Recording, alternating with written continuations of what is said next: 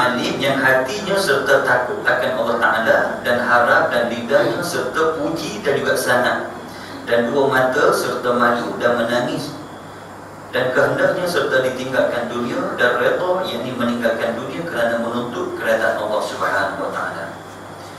Dan kita tambah kepada kita ciri di antara orang yang alim. Antara ciri orang yang alim itulah hatinya serta takut kepada Allah. Kemudian yang kedua, di antara ciri orang yang alim ini juga, iaitulah dia harap, roja. Kalau kita belajar dalam kitab tasawuf, dia ada roja, mengharap kepada Allah Subhanahu wa Ta'ala setiap apa yang dia buat. Bukan mengharap pujian daripada orang, bukan mengharap belas kasihan daripada orang, bukan mengharap balasan daripada orang. Dan lidahnya, dia jaga lidahnya. Ini di antara orang yang alim. Itu sebab dalam Luqman Hakim juga dia sebut, antara 8 salah satu daripadanya, apabila kamu bercakap, jaga lidah kamu. Jaga lidah kamu. Imam Al-Ghazali mengatakan bahawasanya lidah ini lebih tajam daripada pedang. Pedang itu keras, lidah itu lembut, tetapi ketajaman menusuk ke dalam hati adalah lidah. Itu dalam ayat Al-Quran Allah sebut al-fitnah asyaddu minal qatl. Pemfitnah lebih teruk dosa dia berbanding dengan orang berbunuh. Lidah bunuh orang itu mati lah. Tapi fitnah orang itu masih hidup. Orang itu masih hidup, okay?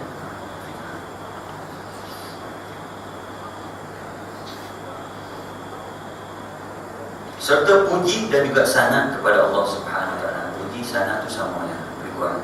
Tapi kalau kita belajar dalam kitab mata tauhid, dia disebut dalam kitab tauhid syarat kepada mata sanusiyah, dia disebut berkaitan dengan puji dan juga sanad. Sanad lagi umum daripada puji. Sanad lagi umum daripada puji. Dia ada 3. Alhamdulillah, as-sanad, as-syukur. Sanad itu termasuk juga dalam syukur. As-sanad itu juga termasuk dalam alhamdulillah. Termasuk. Syukur dengan makna buat apa yang Allah perintah, tinggal apa yang Allah marah. Itu syukur. Seseorang yang dikatakan beriman sedangkan tidak melaksanakan fardu, maka iman dia tidak sempurna. Ramai orang mengatakan bahawasanya, dia kata apa? Macam orang perempuan, dia kata apa? Tak pakai tudung pun tak apa, asalkan hati baik. Falsafah yang salah tu. Satu pegangan yang salah.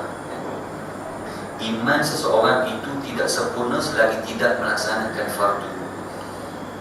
Iman seseorang itu tidak sempurna selagi mana tidak melaksanakan apa yang difardukan oleh Allah Subhanahu wa Ta'ala. Tak sempurna iman.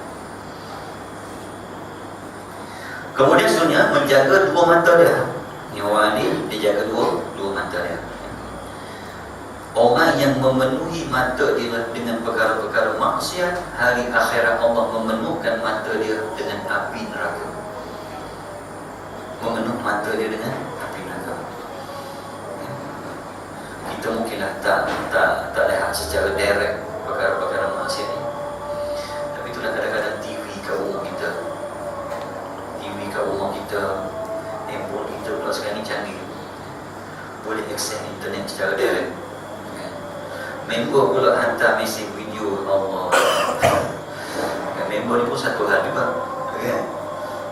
Agak-agak lah kalau nak apa ni, berfacebook, hantar video-video itu kan. Kita pun buka tengok Allah, apa benda macam ni video, okay?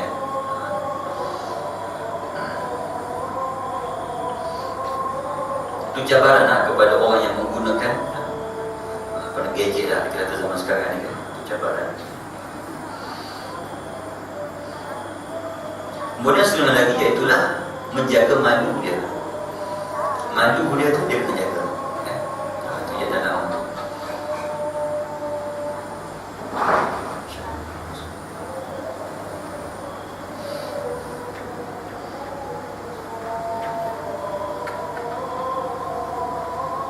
azan dulu.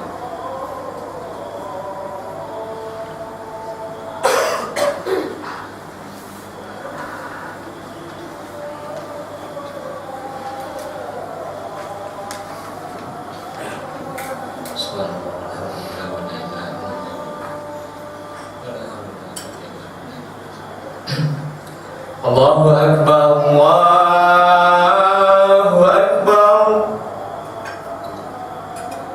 Allahu Akbar, Allahu Akbar.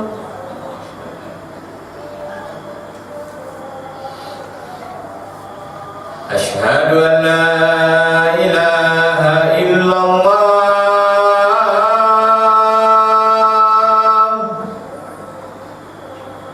Asyhadu an la ilaha illallah.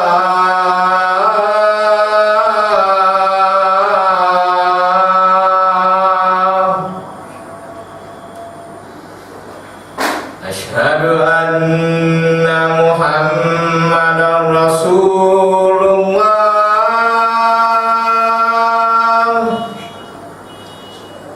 Asyhadu anna Muhammadar Rasulullah.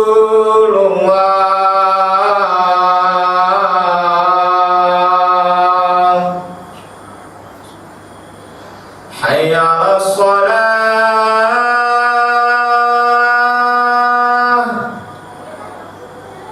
hayya 'alas shalah,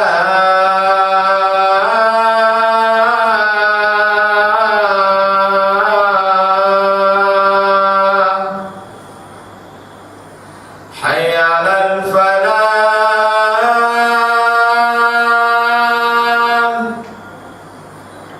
hayya 'alal falah.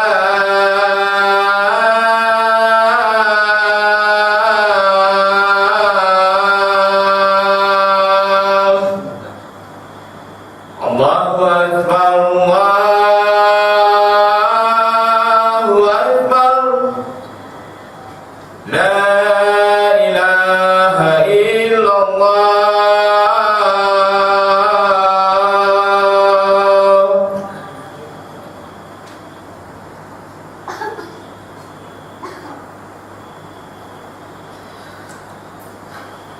Bersama sini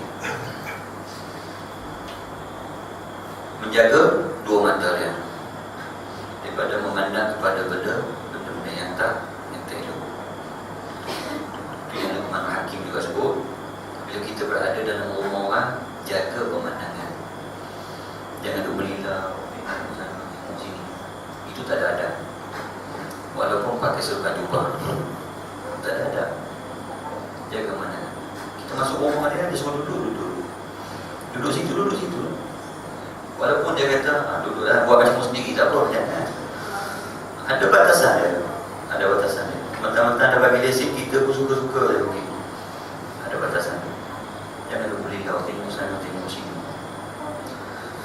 Waqtul basar, tahan pemandangan kita daripada melihat benda-benda yang tak baik. Dan juga serta malunya. Ada sifat malu. Malu ni kalau kita belajar dalam hadis 40, dia ada dua. Pertama, malu azali lagi. Memang daripada kecil sampai besar memang sifat dia malu. Ada dia malu dengan sebab benda yang lain. Setelah dia belajar agama, baru dia tahu, dia boleh buat, baru timbul rasa malu. Kemudian menangis kerana takut kepada Allah Subhanahu Wa Taala. Menangis takut kepada Allah. Dan kehendaknya serta ditinggalkan dunia. Tadi dah disebut sekali lagi. Orang alim dia tinggalkan dunia. Dia tidak memilih untuk hidup mewah dalam dunia.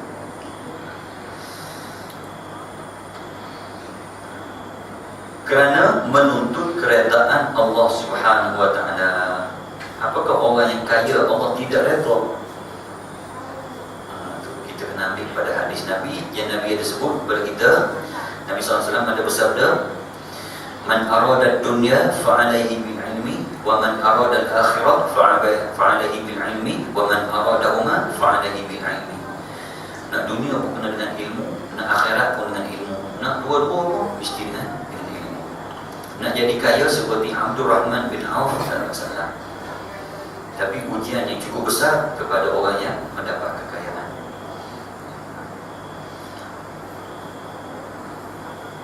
Kemudian seterusnya lagi, itulah melepaskan melepaskan segala manusia daripada kesakitan. Maknanya dia tak buat jahat pada orang. Dengan diri dia tu, orang bukan boleh dapat sakit, boleh dapat nikmat dengan diri dia. Kita hidup berjiran, kita ini bukan membawa penyakit kepada jiran, bukan membawa masalah kepada jiran. Bahkan kita melepaskan kesulitan jiran. Ini ciri orang yang adil. Dan tiada duduk ia pada tempat majlis raja-raja. Ini orang adil. Dia tak suka duduk tempat majlis raja-raja. Seorang adil dijemput untuk ke majlis raja-raja, disediakan kursi tempat dia duduk di tempat VVIP. Dia lebih memilih untuk duduk bersama dengan orang awam. Dia tak duduk. Walaupun dipanggil untuk dia duduk tempat yang disediakan, dia tak duduk. Dia lebih memilih duduk bersama dengan orang awam. Kita semua nak kalau ada sedia, kan? Kita semua reporter pula datang ambil gambar semua, kan? Orang asli duduk tepi orang besar, tengok paper, esok potong, simpan, kan? Tunjukkan YouTube, tengok ayat tu, kan? Dia tak duduk dalam majlis raja-raja dan juga tidak duduk bersama dengan sultan. Isu sultan ni bahaya. Dia tak duduk bersama dengan sultan, dengan orang besar. Dia tak duduk dengan orang kenamaan. Kita ni fitrah kita sebagai manusia yang biasa, kita sudah ada persepsi yang berbeza. Bila kita jumpa kawan kita yang miskin, lain layanan. Jumpa kawan kita yang ada nama, lain layanan. Kita lain. Kita sudah kita nampak diri kita tu siapa sebenarnya.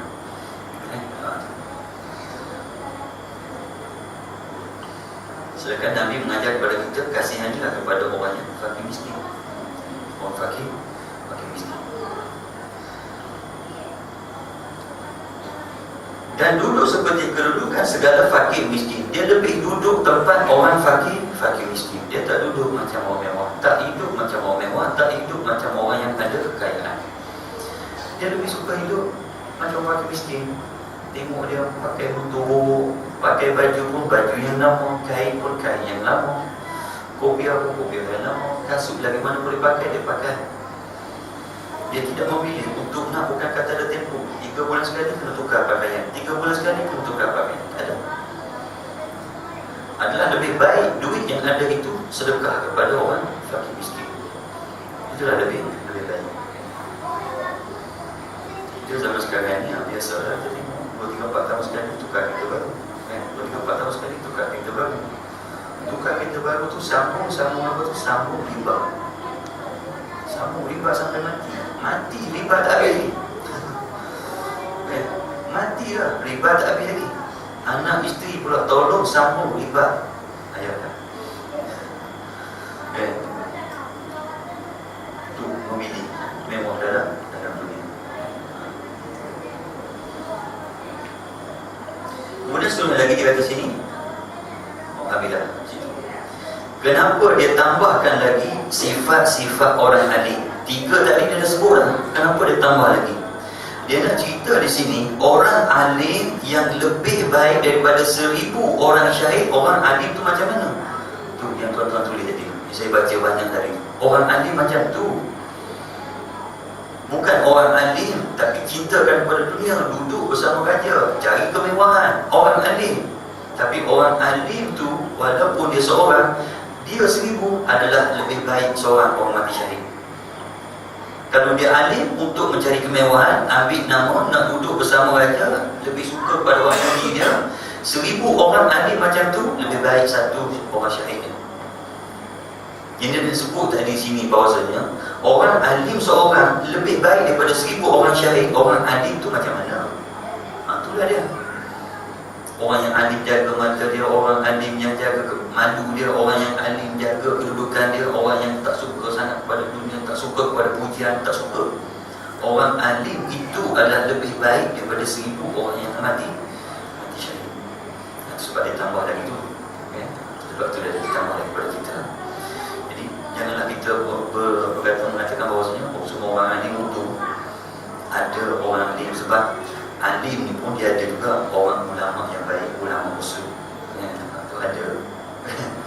bukan kata semua ulama ni baik, ada juga ulama yang jahat. Nak cari ulama yang ikhlas, yang 3 syarat di atas tadi tu. Takut kepada Allah setiap pergerakan, tak bimbang masuk tentang dunia, tinggal tentang dunia, bimbang kepada hari akhirat. Itulah ulama yang ikhlas, ulama yang betul-betul untuk nak melaksanakan apa yang Allah perintah. Ulama yang macam ni lah mendapat kehormatan bukan daripada manusia, bahkan malaikat di atas langit sana pun hormat kepada orang alim macam ni. Itu yang dia sebut di sini. Orang alim seorang adalah lebih baik daripada 1000 orang-orang yang syahid ni. Itulah orang alim yang ada banyak syarat dia tadi. Kalau tak ada syarat tu yang tadi tu, orang alim macam mana pun, kalau dia ada 1000 orang, dia baik syahid orang mati syahid, seorang mati syahid. Maka jika dikata orang makrifah itukah terlebih baik ataupun ilmu itu lebih baik, kita sambung panjang lagi tu ya. Dia tanya pula pada kita, adakah lebih baik makrifah berbanding dengan ilmu? Maknanya saya bawa satu kitab nama Miftahul Najah. Dalam kitab ni disebut hakikat makrifah. Disebut dalam mana ni? Hakikat makrifah ni dia ada 3 disebut dalam kitab. Pertama, i'tiqad yang mantap. Jazam, dalam bahasa Arab disebut jazam. Jazam ni maksudnya mu'tamad. I'tiqad yang mu'tamad. Tidak ada lagi syak, tidak ada lagi waham, tidak ada lagi zon. Untuk apa kita tahu itu dia ada syak, waham, zon tu dia ada. Dia ada pembahagian dia tu berapa peratus tu. Kemudian yang kedua, hakikat makrifah ini juga disebut, iaitulah berbetulan dengan pekerjaan itu dengan syariat, tepat dengan syariat yang kita buat. Kemudian yang ketiga, iaitulah dengan dalil. Mesti ada dalil, bukti. Itu yang disebut di sini.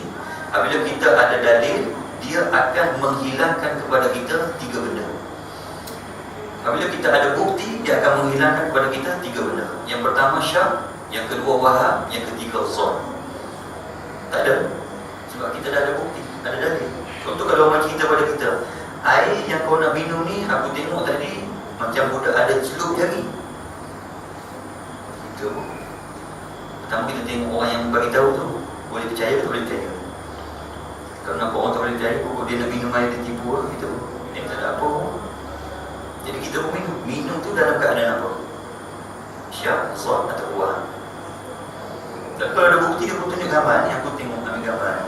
Aku ambil gambar snap tadi. Budak ni celup tangan dia selepas dia korek hidung. Betul lah. Kan? Selepas dia korek hidung, dia celup tangan dia. Tunjuk gambar, tengok. Gelas yang sama. Pukul berapa? Pukul 1. Sekarang pukul berapa? 1:05 minit. Betul. Maknanya kita confirm air tu kotor. Kan? Kotor air. Tapi dalam bab kita fiqh ni, dia boleh guna pakai zon. Boleh guna pakai zon. Zon ni sebab dia lebih hampir kepada dengan yakin. 70%. Syak ni dengan waham ni, dia bawah, 50 ke bawah.